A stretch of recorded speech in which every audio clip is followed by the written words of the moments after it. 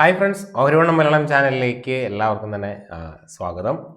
ഇന്നത്തെ വീഡിയോയിൽ നമ്മൾ FAS കഴിഞ്ഞ കുറേ നാളുകളായിട്ട് അല്ലെങ്കിൽ കഴിഞ്ഞ 1.5 വർഷമായിട്ട് കണ്ടിന്യൂസ് വളരെ ചെറിയ രീതിയിലാണെങ്കിലും സ്റ്റേക്ക് ഇൻക്രീസ് ചെയ്യുന്ന ഒരു ബ്രേക്ക്ഔട്ട് സ്ട്രക്ചർ ഫോം ചെയ്തിട്ടുള്ള 2 സ്റ്റോക്കുകളെ കുറിച്ചാണ്. ഈ 2 സ്റ്റോക്കുകളും കഴിഞ്ഞ കുറേ നാളുകളായിട്ട് കാര്യമായിട്ടുള്ള പെർഫോമൻസ് ഒന്നും ചെയ്തിട്ടില്ല. ഒരു സൈഡ് വേസിലായിരുന്നു, ഇല്ലെങ്കിൽ ഒരു എന്താ പറയുക, ഒരു കൺസോൾട്ടേഷൻ പീരീഡിലായിരുന്നു എന്ന് വേണമെങ്കിൽ നമുക്ക് പറയാം. പിന്നെ FAS പൊസിഷൻ ആഡ് ചെയ്യുന്നത് അല്ലെങ്കിൽ അവരവരുടെ സ്റ്റേക്ക് ഇൻക്രീസ് ചെയ്യുന്നത് അവരൊരു ലോങ് ടൈം പെർസ്പെക്റ്റീവിലോ ഇല്ലെങ്കിൽ ഒരു ലോങ് ടൈം വ്യൂയോട് കൂടിയായിരിക്കും. അല്ലാതെ അടുത്ത ആഴ്ചയോ വരുന്ന മാസങ്ങളിലോ ആ ഒരു സ്റ്റോക്ക് പെർഫോം ചെയ്യും എന്നുള്ളൊരു രീതിയിലല്ല.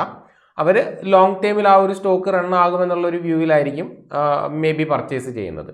അതേപോലെ തന്നെ FAS സ്റ്റേക്ക് ഇൻക്രീസ് ചെയ്തതുകൊണ്ട് ആ ഒരു സ്റ്റോക്ക് മുകളിലോട്ട് പോകണമെന്നോ ഇല്ലെങ്കിൽ അവർ ഡിക്രീസ് ചെയ്തതുകൊണ്ട് ആ ഒരു സ്റ്റോക്ക് താഴോട്ട് പോകണമെന്നോ യാതൊരുവിധ നിർബന്ധവും ഇല്ല. അപ്പം പറഞ്ഞു വരുന്നത്, ഈ ഒരു വീഡിയോയിൽ നമ്മൾ 2 സ്റ്റോക്കുകൾ നിങ്ങൾക്ക് പരിചയപ്പെടുത്തുന്നത് ബ്രേക്ക്ഔട്ട് സ്ട്രക്ചർ വളരെ നല്ലതായതുകൊണ്ടാണ്. അതിൻ്റെ കൂടെ തന്നെ FASൻ്റെ പൊസിഷൻ ഇൻക്രീസ് ചെയ്യുന്നത് ഒരു അഡ്വാൻറ്റേജ് ആയിട്ട് ഇല്ലെങ്കിൽ ഒരു എക്സ്ട്രാ എഡ്ജ് ആയിട്ട് നമ്മൾ കൺസിഡർ ചെയ്യുന്നു, അത്രമാത്രം. അല്ലാതെ ഇന്ന് നമ്മൾ 2 സ്റ്റോക്കുകൾ നമ്മൾ നിങ്ങൾക്ക് പരിചയപ്പെടുത്തിയത് കൊണ്ട് നേരെ പോയി ബൈ ചെയ്യാനോ ഇല്ലെങ്കിൽ കൂടുതൽ മനസ്സിലാക്കാതെ അതിൽ പൈസ കൊണ്ടുപോയി ഇൻവെസ്റ്റ് ചെയ്യാനോ പാടില്ല. ആ ഒരു സ്റ്റോക്കുകളെക്കുറിച്ച് നിങ്ങളും കൂടി പഠിക്കുക, അതിൻ്റെ പൊട്ടൻഷ്യൽ നിങ്ങൾ മനസ്സിലാക്കുക, നിങ്ങളുടെ മുന്നിലോട്ട് ഈ 2 സ്റ്റോക്കുകൾ പരിചയപ്പെടുത്തുക എന്നുള്ളത് മാത്രമാണ് എൻ്റെ ഉദ്ദേശം. അപ്പം നമുക്ക് ഏതായാലും വീഡിയോയിലോട്ട് കടക്കാം.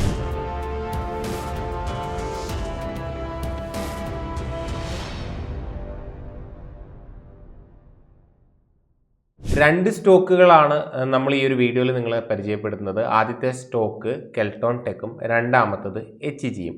ഇത് രണ്ടിലും എങ്ങനെയാണ് FAS അവരുടെ പൊസിഷൻ ആഡ് ചെയ്തിരിക്കുന്നത്, അതേപോലെ തന്നെ അതിൻ്റെ ബ്രേക്ക്ഔട്ട് സ്ട്രക്ചർ ഇല്ലെങ്കിൽ അവരുടെ ചാർട്ട് എങ്ങനെയാണ്, അതിനുള്ളിൽ ഏത് പോയിന്റ് വരെയൊക്കെ നമുക്ക് സ്റ്റോപ്പ് ലോസ് വെക്കാം, ഇല്ലെങ്കിൽ ഒരു റിവേഴ്സൽ പോയിന്റ് ആയിട്ട് കൺസിഡർ ചെയ്ത് ആ ഒരു സ്റ്റോക്ക് ഹോൾഡ് ചെയ്യാം, ഇങ്ങനെയുള്ള ഡീറ്റെയിൽ ആയിട്ടുള്ള ടെക്നിക്കൽ അനാലിസിസും നമുക്ക് ഈ ഒരു വീഡിയോയിൽ മനസ്സിലാക്കാം. കെൽട്ടോൺ ടെക്കിൻ്റെ ഷെയർ ഹോൾഡിംഗ് പാറ്റേൺ നമ്മൾ നോക്കുകയാണെന്നുണ്ടെങ്കിൽ ഏകദേശം നമ്മൾ ഈ ഒരു FASൻ്റെ പൊസിഷൻ എടുക്കുമ്പം മാർച്ച് 2023 മുതൽ നമ്മൾ നോക്കുകയാണെങ്കിൽ 0.03 ആയിരുന്നു.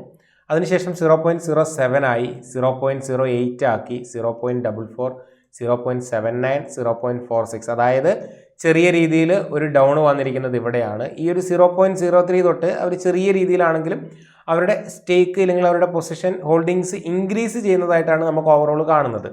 സെയിം ടൈം നമ്മൾ സെപ്റ്റംബർ നോക്കുകയാണെന്നുണ്ടെങ്കിൽ 0.46 നിന്ന് വളരെ നല്ല രീതിയിലുള്ള ഒരു ജമ്പ് കാണാൻ വേണ്ടിയിട്ട് സാധിക്കുന്നുണ്ട്. സോ കഴിഞ്ഞ ഒരു വർഷം 1.5 വർഷക്കാലമായിട്ട് ഈ ഒരു സ്റ്റോക്കിൽ FAS, അതായത് എക്സാക്റ്റ് പറഞ്ഞാൽ കഴിഞ്ഞ ഒരു 7 ക്വാർട്ടറായിട്ട് FAS അവരുടെ പൊസിഷൻസ് ഇൻക്രീസ് ചെയ്യുന്നു എന്നുള്ളതാണ് നമുക്ക് മനസ്സിലാക്കാൻ വേണ്ടിയിട്ട് സാധിക്കുന്നത്. ഇനി ആ ഒരു സ്റ്റോക്കിൻ്റെ ചാർട്ട് പരിശോധിക്കുകയാണ് എന്നുണ്ടെങ്കിൽ കെൽട്ടോൺ ടെക്കിൻ്റെ ഇപ്പോൾ ഉള്ള ഡ്രോയിങ്സ് റിമൂവ് ഞാൻ ചെയ്യുന്നു. പകരം ഇത് ഡെയിലി ചാർട്ടാണ്. ഈ ഒരു ഡെയിലി ചാർട്ട് പരിശോധിക്കുകയാണെങ്കിൽ ഞാൻ മൂവിങ് ആവറേജ് ഹൈഡ് ചെയ്യുന്നു. ഓക്കെ, സോ ഇവിടെ ഞാനൊരു ഈ ഒരു ലെവൽ മാർക്ക് ചെയ്തിട്ട് ഈ ഒരു ഡെയിലി ചാർട്ടിലെ ഒരു ബ്രേക്ക്ഔട്ട് ലെവലാണിത്. 178 അല്ലെ 175 to 182 എന്ന് പറയുന്ന ഈ ഒരു സോണ്. സോ ഈ ഒരു സോൺ ബ്രേക്ക് ആയി കഴിഞ്ഞിട്ടുണ്ടെങ്കിൽ നമുക്ക് അവിടെ ഒരു ടെക്നിക്കലി ബ്രേക്ക്ഔട്ട് ഉണ്ട് എന്നുള്ള കാര്യം നമുക്കറിയാം. സെയിം ടൈം നമ്മൾ വീക്ക്ലി ചാർട്ട് പരിശോധിക്കുമായിരുന്നുവെങ്കിൽ വീക്ക്ലി ചാർട്ടിൽ നമുക്ക് ഈ ഒരു 130 എന്ന് പറയുന്ന 132 അല്ലെങ്കിൽ 135 to 125 എന്ന് പറയുന്ന ഈ ഒരു 10 രൂപ റേഞ്ച് നമ്മളുടെ ഒരു റെസിസ്റ്റൻസ് ആയിരുന്നു. ആ ഒരു റെസിസ്റ്റൻസ് ഇവിടെ ബ്രേക്ക്ഔട്ട് നടന്നു. ബ്രേക്ക്ഔട്ട് നടന്നതിന് ശേഷം എന്താ സംഭവിച്ചത്, അവിടെ നിന്ന് മുകളിൽ പോയി റീടെസ്റ്റ് വന്നു. ഇവിടെ ഡെയിലി ചാർട്ടിൽ ഒരു പുതിയ ബ്രേക്ക്ഔട്ട് സ്ട്രക്ചർ ഫോം ചെയ്യുന്നു. സോ ഈ ഒരു ലെവൽ ബ്രേക്ക് ചെയ്യുകയാണ് എന്നുണ്ടെങ്കിൽ ഇതിലൊരു ട്രെൻഡ് കണ്ടിന്യൂവേഷൻ വരാനുള്ള ഒരു പോസിബിലിറ്റീസ് നമുക്ക് കാണാൻ വേണ്ടിയിട്ട് സാധിക്കുന്നുണ്ട്, അല്ലേ? പിന്നെ നമ്മൾ ഈ ഒരു സ്റ്റോക്ക് 2016 വന്നതാണ്. 2016 ഈ ഒരു സ്റ്റോക്ക് IPO വന്നതിന് ശേഷം നമ്മൾ ഓവറോൾ നോക്കുകയാണെന്നുണ്ടെങ്കിൽ ഈ ഒരു സ്റ്റോക്ക് സൈഡ് വേസ് തന്നെയാണ്. കാര്യമായിട്ടുള്ള ബ്രേക്ക്ഔട്ട്സോ ഒരു റാലിയോ നമുക്ക് ഈ ഒരു സ്റ്റോക്കിൽ കാണാൻ വേണ്ടി സാധിച്ചിട്ടില്ല. സോ നമ്മൾ ഡിസ്കസ് ചെയ്ത ഫസ്റ്റ് സ്റ്റോക്ക് എന്ന് പറയുന്നത് കെൽട്ടോൺ ടെക് ആണ്. അപ്പം ഈ ഒരു സ്റ്റോക്കിൽ ഈ ഒരു സോണിൻ്റെ ഉള്ളിൽ ഇനിയും സ്റ്റോക്ക് മേ ബി വേണമെങ്കിൽ സൈഡ് വേസ് പോകാം. അല്ല എന്നുണ്ടെങ്കിൽ ഇതിൻ്റെ ഉള്ളിൽ ഈ ഒരു ലെവലിൽ നിന്ന് ഈ ഒരു ലോ ഓൾമോസ്റ്റ് 30% ബ്രേക്ക് ആയെങ്കിൽ മാത്രമാണ് നമുക്കെന്ത് ഇതിൽ ടെക്നിക്കലി വീക്കായി എന്ന് പറയാൻ വേണ്ടിയിട്ട് സാധിക്കുകയുള്ളൂ ഇതിൻ്റെ ഹയർ ടൈം ഫ്രെയിം പ്രകാരം. എന്നാൽ നമുക്ക് 30% സ്റ്റോപ്പ് ലോസ് ലോജിക്കൽ അല്ലാത്തത് കൊണ്ട് തന്നെ നമുക്ക് എന്താ പറയുക ഈ ഒരു ലെവൽ ബ്രേക്ക് ചെയ്ത് കഴിഞ്ഞാൽ അവിടെ എൻട്രി എടുക്കുന്നവർക്ക് ഒരു 15% സ്റ്റോപ്പ് ലോസിലൊക്കെ ഈ ഒരു ട്രേഡ് നിങ്ങൾക്ക് കൺസിഡർ ചെയ്യാനോ അല്ലെങ്കിൽ പേപ്പർ ട്രേഡ് ചെയ്യാൻ വേണ്ടിയിട്ടോ സാധിക്കും. അല്ലാതെ FASൻ്റെ സ്റ്റേക്ക് ഇൻക്രീസ് ആയതുകൊണ്ട് ഇന്നല്ലെങ്കിൽ നാളെ ഇത് തിരിച്ചു വരുമെന്ന് വിചാരിച്ച് ഹോൾഡ് ചെയ്യുന്ന മെത്തേഡ് നല്ലതല്ല എന്നുള്ളതാണ് എൻ്റെ അഭിപ്രായം. ഓക്കെ, സോ ഫസ്റ്റ് വണ്ണ് അല്ലെങ്കിൽ നമ്മുടെ ആദ്യത്തെ സ്റ്റോക്ക് എന്ന് പറയുന്നത് കെൽട്രോൺ ടെക് സൊല്യൂഷൻ. പിന്നെ ഓൾറെഡി IT സെക്ടർ റിലേറ്റഡ് സ്റ്റോക്കാണ്. അപ്പം സെക്ടർ ഓൾറെഡി ബുള്ളിഷ് ആണ്. ഓക്കെ, ഇനി രണ്ടാമത്തെ നമ്മളുടെ ഷെയർ എന്ന് പറയുന്നത് HEG ആണ്. HEGയുടെ ഷെയർ ഹോൾഡിംഗ് പാറ്റേൺ നമ്മൾ പരിശോധിക്കുകയാണെന്നുണ്ടെങ്കിലും FAS 2023 13% സ്റ്റേക്ക് ഉണ്ടായിരുന്നതാണ്. നമുക്ക് HEGയെ കുറിച്ച് ആദ്യകാലം മുതൽ അല്ലെങ്കിൽ കഴിഞ്ഞ കുറേ കാലമായിട്ട് ട്രേഡ് ചെയ്യുന്നവർക്കറിയാം 2016-17 ആ ഒരു ഗ്രാഫൈറ്റും അതേപോലെ തന്നെ HEG ആ ഒരു സെക്ടർ വളരെ നല്ല രീതിയിൽ മൂവ് ചെയ്യുകയും ആ രണ്ട് സ്റ്റോക്കും ഒരു മൾട്ടി ബഗറായി മാറുകയും എന്താ പറയുക മേ ബി 500 or 1000% റിട്ടേൺ തന്നിട്ടുള്ള സ്റ്റോക്കായിരുന്നു. അതിനുശേഷം ഫണ്ടമെൻ്റലി അതിൽ വളരെ വലിയ നെഗറ്റീവ് ന്യൂസ് വന്നു, ഗ്ലോബലി ന്യൂസസ് ഉണ്ടായിരുന്നു. അതിനുശേഷം ആ ഒരു സ്റ്റോക്ക് വളരെ നല്ല രീതിയിൽ കറക്റ്റ് ചെയ്തു. അതിനുശേഷം കഴിഞ്ഞൊരു 3-4 വർഷമായിട്ട് ഈ ഒരു സ്റ്റോക്ക് അല്ലെങ്കിൽ 5-6 വർഷമായിട്ട് ഈ ഒരു സ്റ്റോക്ക് സൈഡ് വേസിലായിരുന്നു ഉള്ളത്.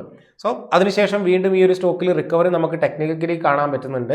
സെയിം ടൈം നമ്മൾ ഷെയർ ഹോൾഡിംഗ് പാറ്റേൺ പരിശോധിക്കുകയാണെങ്കിൽ 2021 13% ഉണ്ടായിരുന്നത് 2021 13%, 2022 ക്വാർട്ടറിൽ 8, 6, 5, 4 ഈ ഒരു 4-5 ക്വാർട്ടർ 1.25 വർഷത്തോളം അവർ കണ്ടിന്യൂസ് ഈ ഒരു സ്റ്റോക്കിലെ സ്റ്റേക്ക് ഡിക്രീസ് ചെയ്യുന്നതായിട്ട് നമുക്ക് കാണാൻ പറ്റും. എഗെയിൻ മാർച്ചിൽ എന്ത് ചെയ്തു? മാർച്ചിൽ അവരുടെ പൊസിഷൻസ് വീണ്ടും അവർ ഇവിടെ നിന്ന് ഇൻക്രീസ് ചെയ്തു. 2023 മാർച്ചിൽ ഇൻക്രീസ് ചെയ്തതിന് ശേഷം 6.73, 6.81, 6.85, 6.86 വളരെ ചെറുതായിട്ടാണെങ്കിലും 5 ക്വാർട്ടറിൽ അവർ കണ്ടിന്യൂസ് ചെറിയ രീതിയിലെങ്കിലും പൊസിഷൻസ് ആഡ് ചെയ്യുന്നത് നമുക്ക് കാണാൻ വേണ്ടിയിട്ട് സാധിച്ചു. അതിനുശേഷം ജൂണിൽ അതിൽ വലിയൊരു സെല്ലിങ് ഇല്ലെങ്കിൽ എന്താ പറയുക അവർ ഡിക്രീസ് ചെയ്തു. എഗെയിൻ സെപ്റ്റംബറിൽ അവർ ഇൻക്രീസ് ചെയ്തു. സോ ഓവറോൾ ഇവിടം തൊട്ട് കൂട്ടി വായിക്കുകയാണ് എന്നുണ്ടെങ്കിൽ കഴിഞ്ഞ 2 വർഷമായിട്ട് അവർ സ്റ്റേക്ക് ചെറിയ രീതിയിലെങ്കിലും ഇൻക്രീസ് ചെയ്യുന്നു, അല്ലെങ്കിൽ ലോങ് ടൈം പെർസ്പെക്റ്റീവിൽ അവർക്ക് ചെറിയൊരു പോസിറ്റീവ്നെസ് ഈ ഒരു സ്റ്റോക്കിൽ ഉണ്ട് എന്നുള്ളതാണ് നമുക്ക് മനസ്സിലാക്കാൻ വേണ്ടിയിട്ട് സാധിക്കുന്നത്. ഇനി ആ ഒരു HEGയുടെ ചാർട്ട് നമ്മൾ പരിശോധിക്കുകയാണ് എന്നുണ്ടെങ്കിൽ HEGയുടെ ചാർട്ട് പരിശോധിക്കുകയാണെന്നുണ്ടെങ്കിൽ ഡെയിലി ചാർട്ട് നമ്മൾ നോക്കിയാൽ എന്താണ്? ഡെയിലി ചാർട്ടിൽ ഞാൻ ഇതിൻ്റെ ഡ്രോയിങ്സ് റിമൂവ് ചെയ്യുന്നു. ഡെയിലി ചാർട്ടിൽ ഇവിടെ ഒരു ബ്രേക്ക് ഔട്ട് നടന്നതായിട്ട് നമുക്ക് കാണാൻ വേണ്ടിയിട്ട് പറ്റും അല്ലേ? ഡെയിലിയിൽ ഇവിടെ ഒരു റിവേഴ്സലാണ് ഇല്ലെങ്കിൽ ബ്രേക്ക് ഔട്ടാണ്. സെയിം ടൈം നമ്മൾ വീക്ക്ലിയിലോട്ട് വരുവാണെന്നുണ്ടെങ്കിൽ ഈ പോയിന്റ് കണക്ട് ചെയ്യുകയാണെന്നുണ്ടെങ്കിൽ അതൊരു റെസിസ്റ്റൻസ് സോണായിട്ട് നമുക്ക് എന്താണ് മാർക്ക് ചെയ്യാൻ വേണ്ടിയിട്ടും പറ്റും. സോ ഞാൻ ഈ പറഞ്ഞ പോലെ തന്നെ 2016-17 കാലഘട്ടത്തിൽ ഓൾമോസ്റ്റ് 1600% റിട്ടേൺ ഈ സ്റ്റോക്ക് തന്നു. അതിനുശേഷം അതിൻ്റെ ഹൈയിൽ നിന്ന് ഈ ഒരു സ്റ്റോക്ക് ഓൾമോസ്റ്റ് എത്രയാണ് 90-91% ഈ ഒരു സ്റ്റോക്ക് കറക്റ്റ് ചെയ്തു. അതിനുശേഷം ഏകദേശം കഴിഞ്ഞ എന്താ പറയുക നമ്മൾ ഇവിടുന്ന് മാർക്ക് ചെയ്യുകയാണെന്നുണ്ടെങ്കിൽ ഒരു 2240 ദിവസം, അതായത് 2018 മുതൽ 19 മുതൽ നമ്മൾ കണക്ക് കൂട്ടുകയാണെന്നുണ്ടെങ്കിൽ ഒരു 5-6 വർഷമായിട്ട് ഈ ഒരു സ്റ്റോക്ക് സൈഡ് വേസിലാണ്. അതിനുശേഷം ഇവിടെ ഇപ്പോഴാണ് ഈ ഒരു സ്റ്റോക്കിൽ റിവേഴ്സൽ കാണാൻ വേണ്ടിയിട്ട് നമുക്ക് സാധിക്കുന്നത്. മാത്രമല്ല ഈ ഒരു ബ്രേക്ക് ഔട്ട് ടൈമിൽ വളരെ ഹ്യൂജ് ആയിട്ടുള്ള വോളിയൂം നമുക്ക് ആ ഒരു സ്റ്റോക്കിൽ കാണാൻ വേണ്ടിയിട്ട് സാധിച്ചിട്ടുണ്ട്. സോ ഈ ഒരു സ്റ്റോക്കിൽ ഒരു ബുള്ളിഷ്നെസ്സിനുള്ളൊരു പോസിബിലിറ്റി ഉണ്ട്, ഇല്ലെങ്കിൽ ഒരു റിവേഴ്സൽ ചാൻസസ് ഉണ്ട്. FAS കഴിഞ്ഞ 2-3 വർഷക്കാലമായിട്ട് ചെറിയ രീതിയിലെങ്കിലും പൊസിഷൻസ് സ്റ്റേക്ക് ഇൻക്രീസ് ചെയ്യുന്നുണ്ട് എന്നുള്ളതൊക്കെ ഒരു അഡ്വാൻറ്റേജ് ആയിട്ട് കൺസിഡർ ചെയ്തുകൊണ്ട് നിങ്ങൾക്ക് വേണമെന്നുണ്ടെങ്കിൽ ഈ ഒരു സ്റ്റോക്ക് സ്വിംഗ് ട്രേഡിന് വേണ്ടിയിട്ടോ അല്ലെങ്കിൽ ലോങ് ടൈം ഇൻവെസ്റ്റ്മെൻറ്റിന് വേണ്ടിയിട്ടൊക്കെ നമുക്ക് കൺസിഡർ ചെയ്യാൻ വേണ്ടിയിട്ട് സാധിക്കും. അപ്പം ഇതിൻ്റെ ഒരു പഴയ ഹൈലോട്ടുള്ള ഒരു ജേണി എന്ന് പറയുന്നത് ഓൾമോസ്റ്റ് ഇനിയും ഇവിടെ നിന്ന് എത്രയാണ് ഒരു 50-60% അപ്സൈഡ് ഉള്ളതാണ്. ഓക്കെ, സോ അതുവരെ പോകുമെന്നുള്ളതൊന്നുമല്ല കേട്ടോ, ഞാൻ പറയുവാണ് ടെക്നിക്കലി ഉള്ള ഒരു ചാർട്ട് റീഡിങ് മാത്രമാണ് ഞാൻ നിങ്ങളുടെ അടുത്ത് പറയുന്നത്. സോ അപ്പം HEG ആണ് നമ്മളുടെ രണ്ടാമത്തെ സ്റ്റോക്ക്. അപ്പം ഈ ഒരു സ്റ്റോക്കിൻ്റെ ഡെയിലി ചാർട്ടിൽ ഓൾറെഡി ഒരു ബ്രേക്ക് ഔട്ട് തന്നിട്ടുണ്ട്. ഞാൻ ഈ പറഞ്ഞ പോലെ തന്നെ നിങ്ങൾക്കൊരു റീസണബിൾ ആയിട്ട് ഈ ഒരു ഹൈക്ക് മുകളിൽ എൻട്രി എടുക്കുന്നവർക്ക് ഇവിടെയൊക്കെ ഒരു 18% സ്റ്റോപ്പ് ലോസോട് കൂടി ഇല്ലെങ്കിൽ ആ ഒരു ലെവലിന് താഴെ പോവുകയാണ് എന്നുണ്ടെങ്കിൽ ഈ ഒരു സ്റ്റോക്കിൽ വീണ്ടും വീക്ക്നെസ് ആയി ഇല്ലെങ്കിൽ ആ ഒരു ബ്രേക്ക് ഔട്ട് ഫെയിലായി എന്നുള്ള കൺസെപ്റ്റോട് കൂടിയൊക്കെ പൊസിഷൻസ് ക്രിയേറ്റ് ചെയ്യാൻ വേണ്ടിയിട്ട് സാധിക്കും. അപ്പം ഈ 2 സ്റ്റോക്കുകളാണ് എനിക്ക് നിങ്ങളുടെ അടുത്ത് പരിചയപ്പെടുത്താനുള്ളത്. അപ്പോൾ ഞാൻ വീണ്ടും പറയുന്നു, FASൻ്റെ പൊസിഷൻസ് ഒക്കെ ഇൻക്രീസ് ചെയ്തത് ഞാൻ ജസ്റ്റ് ഇതിൻ്റെ കൂടെ ആഡ് ഓൺ ചെയ്തു എന്ന് മാത്രമേ ഉള്ളൂ. അതുകൊണ്ട് ഈ ഒരു സ്റ്റോക്ക് പെർഫോം ചെയ്യുമെന്നോ ഇല്ലെങ്കിൽ ഇത് നിങ്ങൾ മേടിക്കണമെന്നോ ഉള്ള യാതൊരുവിധ അവകാശമോ ഇല്ലെങ്കിൽ അഡ്വൈസോ എൻ്റെ ഭാഗത്തു നിന്നില്ല. ഞാൻ ഈ രണ്ടെണ്ണം എഡ്യൂക്കേഷണൽ പർപ്പസിന് വേണ്ടി നിങ്ങളുടെ അടുത്ത് പരിചയപ്പെടുത്തി എന്നേ ഉള്ളൂ. അപ്പം സോ ഈ രണ്ട് സ്റ്റോക്ക് നിങ്ങളുടെ വാച്ച് ലിസ്റ്റിൽ ഉൾപ്പെടുത്താൻ വേണ്ടിയിട്ട് ശ്രമിക്കുക. വീഡിയോ കണ്ട എല്ലാവർക്കും നന്ദി.